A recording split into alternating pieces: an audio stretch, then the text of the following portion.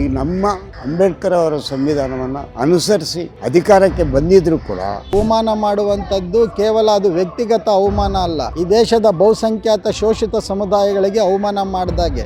ಇಡೀ ಜಗತ್ತು ಕೊಂಡಾಡ್ತಾ ಇರತಕ್ಕಂಥ ಬಾಬಾ ಸಾಹೇಬ್ರನ್ನ ಭಾಳ ನಿಚ್ಚವಾಗಿ, ಭಾಳ ನೀಚತನದಿಂದ ತುಚ್ಛವಾಗಿ ಅವ್ರನ್ನ ನಿಲ್ಲಿಸಿದ್ದಾರೆ. ದೇಶದ ಜನರನ್ನು ಬೇರೆ ಕಡೆಗೆ ಮರೆಮಾಚುವಂಥ ಕೆಲಸವನ್ನು ಇವತ್ತು ಕೇಂದ್ರ ಸರ್ಕಾರ ಮಾಡ್ತಾ ಇದೆ. ಕೊಲೆ ಆರೋಪದೊಂದರಲ್ಲಿ ಆರೋಪಕ್ಕೆ ಗುರಿಯಾಗಿ ಗಡೀಪಾರಾಗಿದ್ದಂಥ ವ್ಯಕ್ತಿ ಅಮಿತ್ ಶಾ ಅವರು ಈ ದೇಶದ ಗೃಹ ಮಂತ್ರಿಯಾಗಿದ್ದಾರೆ. ಅದೇ ದೊಡ್ಡ ವಿಪರ್ಯಾಸ. ಈ ದಿನ .com ನಮ್ಮ ಕರ್ನಾಟಕ ನಡೆದ 50 ಹೆಜ್ಜೆ ಮುಂದಿನ ದಿಕ್ಕು ಎಂಬ ವಿಶೇಷ ಸಂಚಿಕೆಯನ್ನು ಹೊರತಂದಿದೆ. ಈ ವಿಶೇಷ ಸಂಚಿಕೆಯನ್ನು ಖರೀದಿಸೋಕೆ ಈ ಕೆಳಗೆ ಕಾಣಿಸ್ತಾ ಇರೋ ನಂಬರನ್ನು ಸಂಪರ್ಕಿಸಿ. ದಲಿತ ಸಂಘರ್ಷ ಸಮಿತಿ ಒಕ್ಕೂಟದ ವತಿಯಿಂದ ಇದೇ ತಿಂಗಳು 23ನೇ ತಾರೀಕು ಗುರುವಾರದಂದು ನಾವು ದೇಶದ ಗೃಹ ಮಂತ್ರಿ ಅಮಿತ್ ಶಾ ಅವರ ಹೇಳಿಕೆಯನ್ನು ಖಂಡಿಸಿ ನಾವು ಬಹುದೊಡ್ಡ ಪ್ರತಿಭಟನೆಯನ್ನು ನಾವು ಹಮ್ಮಿಕೊಂಡಿದ್ದೇವೆ. ಈ ಕಾರ್ಯಕ್ರಮಕ್ಕೆ ರಾಜ್ಯದ ಅನೇಕ ಭಾಗಗಳಿಂದ ಸಾವಿರಾರು ಸಂಖ್ಯೆಯಲ್ಲಿ ನಮ್ಮ ಕಾರ್ಯಕರ್ತರು, ಪದಾಧಿಕಾರಿಗಳು ಭಾಗವಹಿಸ್ತಾ ಇದ್ದಾರೆ. ಹಾಗಾಗಿ ಇವತ್ತಿನ ಈ ಪತ್ರಿಕಾಗೋಷ್ಠಿಯಲ್ಲಿ ಏನು ಅಮಿತ್ ಶಾ ಅವರು ಬಾಬಾ ಸಾಹೇಬ್ ಅಂಬೇಡ್ಕರ್ ಅವರನ್ನು ನಿಂದಿಸಿದ್ದಾರೆ ಅಥವಾ ಅವಮಾನಿಸಿದ್ದಾರೆ, ಇದು ದೇಶದ ಬಹುಜನರಿಗೆ ಮಾಡಿರುವಂತಹ ಒಂದು ಬಹುದೊಡ್ಡ ಒಂದು ನೋವು ಮತ್ತು ಅನ್ಯಾಯ ಅನ್ನೋದನ್ನು ನಾವು ಹೇಳೋಕ್ಕೆ ಇಷ್ಟಪಡ್ತೇವೆ. ಈಗಾಗಲೇ ದೇಶ ಅನೇಕ ರೀತಿಯ ತೊಂದರೆಗಳಿಗೆ ಸಿಕ್ಕಾಕೊಂಡಿದೆ. ಇವತ್ತು ದೇಶದ ಯುವಜನರನ್ನು ನಿರುದ್ಯೋಗ ಕಾಡ್ತಾ ಇದೆ, ಮಕ್ಕಳು ಹಸಿವಿನಿಂದ ಸಾಯ್ತಾ ಇದ್ದಾರೆ. ಹೀಗಾಗಿ ಉದ್ಯೋಗವಿಲ್ಲದೆ ನಿರುದ್ಯೋಗದ ಸಮಸ್ಯೆಯನ್ನು ಬಿತ್ತುತ್ತಾ ಇರುವಂಥ ಇಂಥ ಸಂದರ್ಭದಲ್ಲಿ ದೇಶದ ಜನರನ್ನು ಬೇರೆ ಕಡೆಗೆ ಅವರನ್ನು ಮರೆಮಾಚುವಂಥ ಕೆಲಸವನ್ನು ಇವತ್ತು ಕೇಂದ್ರ ಸರ್ಕಾರ ಮಾಡ್ತಾ ಇದೆ. ಹಾಗಾಗಿ ಬಾಬಾ ಸಾಹೇಬ್ ಅಂಬೇಡ್ಕರ್ ಅವರ ನಿಜವಾದ ಸಂವಿಧಾನವನ್ನು ಒಪ್ಪಿಕೊಳ್ಳುವಂಥ ಮನಸ್ಸುಗಳು ನಮ್ಮ ನಡುವೆ ಬರಬೇಕು. ಆ ಕಾರಣಕ್ಕಾಗಿ ಈ ಪ್ರತಿಭಟನೆಯನ್ನು ನಾವು ಹಮ್ಮಿಕೊಂಡಿದ್ದೀವಿ. ಜೊತೆಗೆ ಇವತ್ತು ಏನು ಕಾಂತರಾಜು ವರದಿ, ಆ ಆಯೋಗದ ವರದಿ ಈಗಾಗಲೇ ಸರ್ಕಾರ ಹತ್ರ ಇರೋದರಿಂದ ಕೂಡಲೇ ಆ ಒಂದು ವರದಿಯನ್ನು ಅದನ್ನು ಕ್ಯಾಬಿನೆಟಲ್ಲಿಟ್ಟು ಜನರ ಒಂದು ಅಭಿಪ್ರಾಯಕ್ಕೆ ಅದನ್ನು ಬಿಡಬೇಕು ಅಂತೇಳಿ ನಾವು ಈ ಸಂದರ್ಭದಲ್ಲಿ ಒತ್ತಾಯವನ್ನು ಮಾಡ್ತಾಯಿದ್ದೇವೆ. ಜೊತೆಗೆ BJPಯವರು ಉದ್ದೇಶಪೂರ್ವಕವಾಗಿ ಒಬ್ಬ ಯುವ ನಾಯಕರಾದಂತಹ ಪ್ರಿಯಾಂಕಾ ಖರ್ಗೆ ಅವರ ವಿರುದ್ಧ ಇಲ್ಲಸಲ್ಲದಂತಹ ಪಿತೂರಿಗಳನ್ನು ಮಾಡ್ತಾ ಇದ್ದಾರೆ. ಇದನ್ನು ನಾವು ತೀವ್ರವಾಗಿ ಖಂಡಿಸ್ತೇವೆ. ಈಗಾಗಲೇ ನಾವು ತೀರ್ಮಾನ ಮಾಡಿದಾಗೆ BJPಯ ಹೈಕಮಾಂಡು ಇದರ ಬಗ್ಗೆ ಕೂಡಲೇ ಬೇಷರತ್ತು ಕ್ಷಮೆ ಕೇಳಬೇಕು. ಮತ್ತು ಬಾಬಾ ಸಾಹೇಬ್ ಅಂಬೇಡ್ಕರ್ ಅವ್ರನ್ನ ಅವಮಾನ ಮಾಡುವಂಥದ್ದು ಕೇವಲ ಅದು ವ್ಯಕ್ತಿಗತ ಅವಮಾನ ಅಲ್ಲ, ಈ ದೇಶದ ಬಹುಸಂಖ್ಯಾತ ಶೋಷಿತ ಸಮುದಾಯಗಳಿಗೆ ಅವಮಾನ ಮಾಡಿದಾಗೆ. ಶಾ ಅವರು ಪಾರ್ಲಿಮೆಂಟಲ್ಲಿ ಡಿಸ್ಕಷನಲ್ಲಿ ಭಾಗವಹಿಸ್ತಾ ಅಂಬೇಡ್ಕರ್ ಅಂತ ಯಾಕ್ರಿ ವಿಚಾರಣೆ ಮಾಡಿಕೊಂಡು ಕಾಲ ಹಾಕ್ತೀರಾ, ನೀವು ದೇವ್ರನ್ನ ಕೇಳ್ಕೊಂಡ್ರೆ ಅದು ನಿಮಗೆ ಸ್ವರ್ಗಕ್ಕೆ ಹೋಗ್ತೀರಿ ಅನ್ನೋ ಮಾತನ್ನು ಎತ್ತಿದ್ದಾರೆ.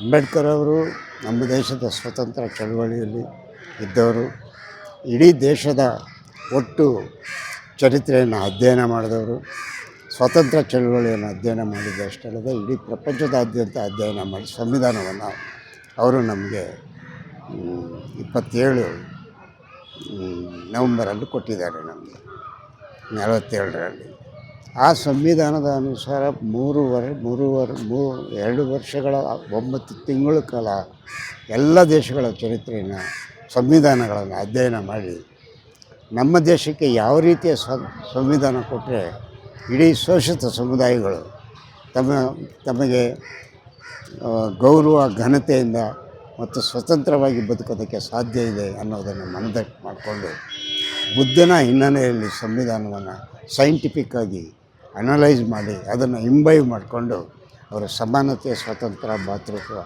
ಸಾಮಾಜಿಕ ನ್ಯಾಯ ಮತ್ತು ವೈಜ್ಞಾನಿಕವಾದ ಚಿಂತನೆ ನಮ್ಮ ಸಮಾಜದಲ್ಲಿ ಬೆಳಿಬೇಕು ಅಂತೇಳಿ ಸಮಾಜಕ್ಕೆ ಅವರು ಕೊಡುಗೆಯಾಗಿ ಇಡೀ ದೇಶ ಸಂವಿಧಾನಾನುಸಾರವಾಗಿ ನಡ್ಕೋಬೇಕು ಅಂತೇಳಿ ಒಂದು ಆದ್ಯತೆ ಕೊಟ್ಟು ಸಂವಿಧಾನವನ್ನು ಅರ್ಪಣೆ ಮಾಡಿದರು. ಈ ಸಂವಿಧಾನ ನಮ್ಮ ದೇಶಕ್ಕೆ ಬಂದ ಮೇಲೆ 75 ವರ್ಷಗಳ ಕಾಲ ನಮ್ಮನ್ನು ಎಲ್ಲ ರೀತಿಯಲ್ಲೂ ಸಾಮಾಜಿಕ ನ್ಯಾಯದ ದೃಷ್ಟಿಯಿಂದ ಆಡಳಿತ ನಡೆಸ್ಕೊಂಡು ಬಂದಿದೆ.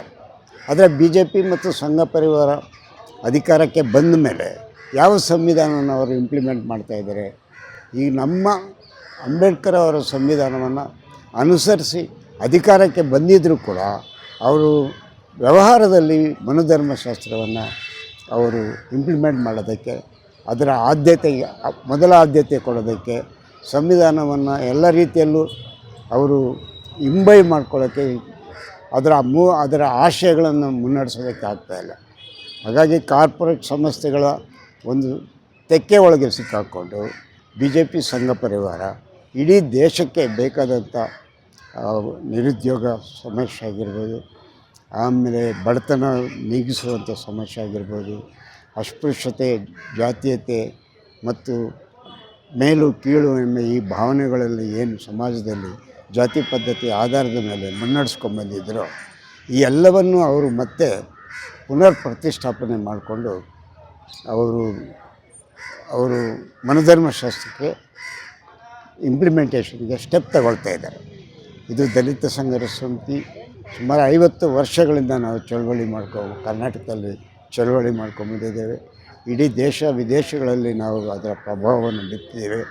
ಶೋಷಿತ ಸಮುದಾಯಗಳಾದಂಥ ದಲಿತರು, ಹಿಂದುಳಿದ ವರ್ಗಗಳು, ಅಲ್ಪಸಂಖ್ಯಾತರು, ಮಹಿಳೆಯರು ಇವನ್ನೆಲ್ಲರನ್ನೂ ಒಳಗೊಂಡಂಥ ಒಂದು ಚಳವಳಿಯನ್ನು ಕಟ್ಟಿದ್ದೇವೆ.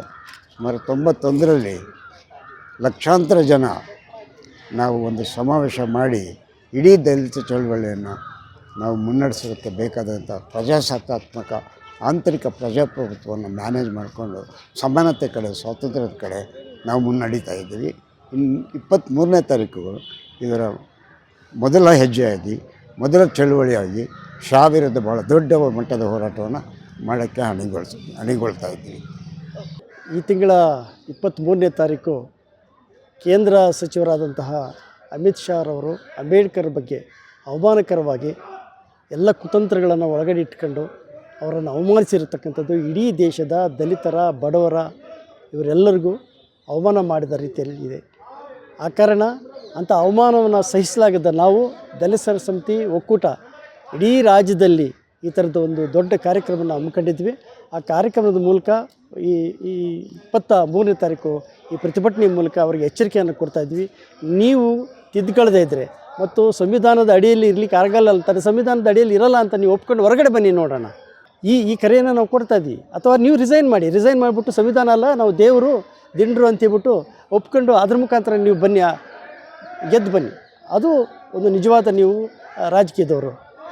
ಅದರಿಂದ ನಾವು ಈ ತೀವ್ರವಾಗಿ ಎಲ್ಲ ಸಂಘಟನೆಗಳು ಇದನ್ನು ಖಂಡಿಸ್ತಾ ಇದ್ದೀವಿ. ಕೊಲೆಯ ಆರೋಪದೊಂದರಲ್ಲಿ ಆರೋಪಕ್ಕೆ ಗುರಿಯಾಗಿ ಗಡೀಪಾರಾಗಿದ್ದಂಥ ವ್ಯಕ್ತಿ ಅಮಿತ್ ಶಾ ಅವರು ಈ ದೇಶದ ಗೃಹ ಮಂತ್ರಿಯಾಗಿದ್ದಾರೆ. ಅದೇ ದೊಡ್ಡ ವಿಪರ್ಯಾಸ. ಆದರೆ ಅಂಥ ವ್ಯಕ್ತಿ ದೇಶಕ್ಕೆ ಸಂವಿಧಾನವನ್ನು ಕೊಟ್ಟಂಥ, ದೇಶಕ್ಕೆ ಪ್ರಜಾಪ್ರಭುತ್ವವನ್ನು ಸ್ಥಾಪನೆ ಮಾಡಲಿಕ್ಕೆ ಸಹಾಯ ಮಾಡಿದಂಥ, ಇಡೀ ಜಗತ್ತು ಕೊಂಡಾಡ್ತಾ ಇರತಕ್ಕಂಥ ಬಾಬಾ ಸಾಹೇಬ್ರನ್ನ ಭಾಳ ನಿಚ್ಚವಾಗಿ, ಭಾಳ ನೀಚತನದಿಂದ, ತುಚ್ಛವಾಗಿ ಅವ್ರನ್ನ ನಿಂದಿಸಿದ್ದಾರೆ. ಮತ್ತು ಅವರು ಆ ಮೂಲಕ ಇಡೀ ಭಾರತದ ಎಲ್ಲ ಪ್ರಜ್ಞಾವಂತರಿಗೆ, ಎಲ್ಲ ಜಾತ್ಯತೀತ ಮನಸ್ಸುಗಳಿಗೆ ಅವರು ನೋವನ್ನುಂಟು ಮಾಡಿದ್ದಾರೆ. ಮತ್ತು ಭಾರತ ದೇಶದ ಕಾನೂನಿನ ಪ್ರಕಾರ ಅಪರಾಧವನ್ನು ಮಾಡಿದ್ದಾರೆ ಅವರು. ಭಾರತ ದೇಶದಲ್ಲಿ ಒಂದು ಕಾನೂನಿದೆ.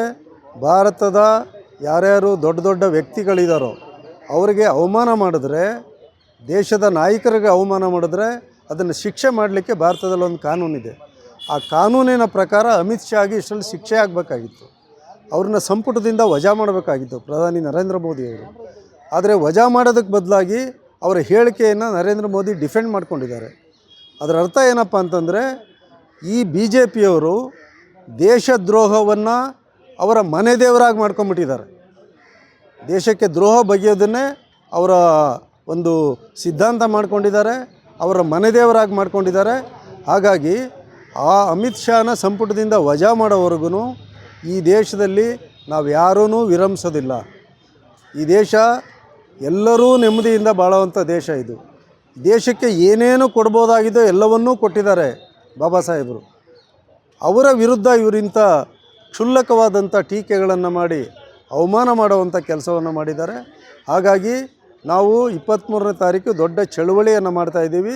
ಅಮಿತ್ ಶಾನ ಮನೆಗೆ ಕಳಿಸೋವರೆಗೂ ನಾವು ಚಳುವಳಿಯನ್ನು ನಿಲ್ಲಿಸೋದಿಲ್ಲ. ಇದು ಒಂದು ವಿಚಾರ. ಎರಡನೇ ವಿಚಾರ, ಇಲ್ಲಿ ಕರ್ನಾಟಕದಲ್ಲಿ BJPಯವರು ಕಾರಣವೇ ಇಲ್ಲದೆ ಜನಪ್ರಿಯರಾಗಿರ್ತಕ್ಕಂಥ ಮುಖ್ಯಮಂತ್ರಿ ಸಿದ್ದರಾಮಯ್ಯನವರ ವಿರುದ್ಧ ಮತ್ತು ನಮ್ಮೆಲ್ಲರ ಯುವ ನೇತಾರರಾದಂಥ ಪ್ರಿಯಾಂಕ್ ಖರ್ಗೆ ವಿರುದ್ಧ ಆಪಾದನೆಗಳನ್ನು ಮಾಡಿ ಅವರ ತೇಜೋವಧೆಯನ್ನು ಮಾಡಿ ಇಲ್ಲದ ಮೊಕದ್ದಮೆಗಳನ್ನು ಅವರು ಸಿಲುಕಿಸಿ ಕರ್ನಾಟಕ ಸರ್ಕಾರವನ್ನು ಅಭದ್ರಗೊಳಿಸುವಂಥ ಪಿತೂರಿಯನ್ನು ಕೂಡ ಮಾಡ್ತಿದ್ದಾರೆ. ಇದನ್ನು ನಾವು ತೀವ್ರವಾಗಿ ಖಂಡಿಸ್ತೀವಿ ಮತ್ತು ಬಿ ಜೆ ಪಿನ ಈಗಾಗಲೇ ಕರ್ನಾಟಕದ ಜನತೆ ಮೂಲೆ ಗುಂಪು ಮಾಡಿದ್ದಾರೆ. ಅವರು ಶಾಶ್ವತವಾಗಿ ಮನೆಯಲ್ಲಿ ಉಳ್ಕೊಳ್ಳೋವಂಥ ಒಂದು ಹೋರಾಟವನ್ನು ಕೂಡ ನಾವಿಲ್ಲಿ ಆರಂಭ ಮಾಡಬೇಕಾಗುತ್ತೆ ಅನ್ನೋ ಎಚ್ಚರಿಕೆಯನ್ನು ಬಿ ಜೆ ಪಿಯವರಿಗೆ ನಾವು ಕೊಡ್ತಾ ಇದ್ದೀವಿ.